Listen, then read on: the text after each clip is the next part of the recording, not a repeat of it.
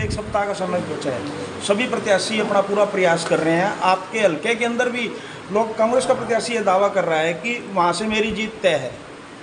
देखिए, प्रत्याशी के कहने से कुछ नहीं होता, ये तो जनता ने तय करना होता है, वोटर ने तय करना होता है। वोटर जो है आज भारतीय जनता पार्टी के पक्ष में, माननीय नरेंद्र मोदी जी के पक्ष में, माननीय नरेंद्र मोदी जी की नीतियों से आम जनता इतनी खुश है, मुझे नहीं लगता इतनी खुश मैंने अपने जीवन में कभी इतनी खुश नहीं देखी जितनी मैंने अब की बार जो इस चुनाव में, हम 2024 का चुनाव हम फिर से जीतने जा रहे हैं। इसमें मैं कल इंद्री विधानसभा में मेरी ड्यूटी थी, मैं वहाँ था।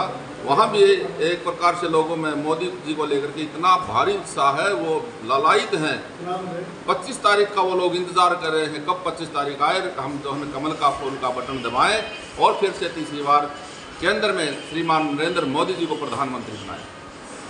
अभी कुछ दिन पहले जैसे बलियाली केंद्र को हुआ था, जैसे जयप्रकाश जी वहाँ चुनाव मांगने गए थे, वहाँ कह रहे थे कि जो बीजेपी वाले हैं वो वर्कर जो उनका विरोध कर रहे थे, जबकि वहाँ पे कोई धमकी वगैरह वाली बात सामने आई थी। इस बारे में बताइए।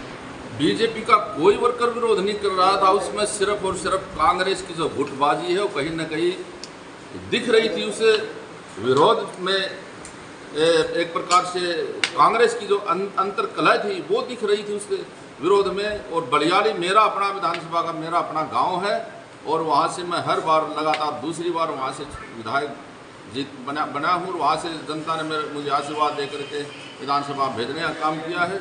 वहाँ सिर्फ और सिर्फ कांग्रेस के दो धड़े हैं, दो धड़ों में कहीं ना कहीं आपस में गुटबाजी के कारण ये विरोध था। और एक पक्ष जो है वो जेपी के साथ था, दूसरा पक्ष भी साथ था, लेकिन आपस में वहाँ कंट्रोवर्सी एक टिकट को लेकर के उन लोगों में है, इस नाते से वो विरोध था। भाजपा का कोई विरोध नहीं।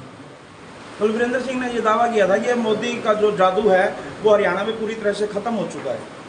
ऐसा है, वीरेंद्र सिंह के कहने से कोई काम नहीं चलेगा, ये तो जनता ने तय करना है। जनता मन बना चुकी है। भारतीय जनता पार्टी के पक्ष में फिर से जो है तीसरी बार हम सरकार बनाएंगे।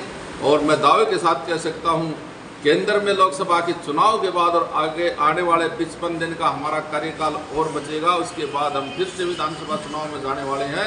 24 में फिर से हम प्रदेश में, हरियाणा प्रदेश में भारतीय जनता पार्टी की सरकार बनाएंगे। फिर से तीसरी बार हरियाणा में भी कमल खिलेगा। और निश्चित तौर पर जो अब हम लोकसभा में पूरे हरियाणा प्रदेश में 10 की 10 सीटें, एक हम विधानसभा की सीट हम 11 की 11 सीटें यहाँ से जीत करके और वहाँ नरेंद्र मोदी जी के हाथ मजबूत करने वाले हैं। जो प्रचार है जो अंतिम दौर में है, क्या अब रैलियों का दौर शुरू होने वाला है? क्या हिसार लोकसभा में भी कोई बड़ी रैली होने वाली है? देखिए, अभी चर्चा चली हुई है माननीय अमित शाह जी की, माननीय मोदी जी की, माननीय राजनाथ सिंह जी की, योगी जी की, बड़े बड़े हमारे केंद्रीय नेतृत्व उनकी रैलियाँ होनी है। अभी संगठन में चर्चा चली हुई है, डेट फाइनल अभी नहीं हुई है। मुझे लगता है 1-2 दिन में डेट भी आ जाएंगी। और जब रैली हरियाणा प्रदेश में होंगी तो एक तरफ से सुनामी तो अब भी है, लेकिन सुनामी और ज़्यादा जोर पकड़ जाएगी।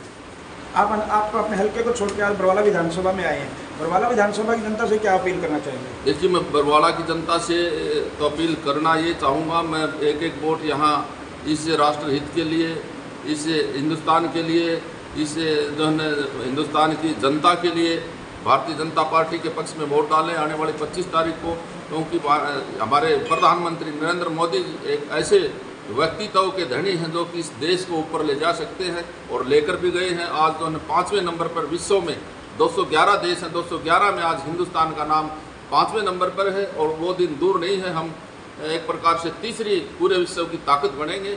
और ये जब होगा जब हम आने वाली 25 तारीख को एक वोट कमल के फूल वाला बटन दबा करके यहाँ से कैंडिडेट हमारे रणजीत सिंह चौटाला जी को विजयी करेंगे, तो वहाँ केंद्र में नरेंद्र मोदी जी को फिर से हम प्रधानमंत्री बनाएंगे।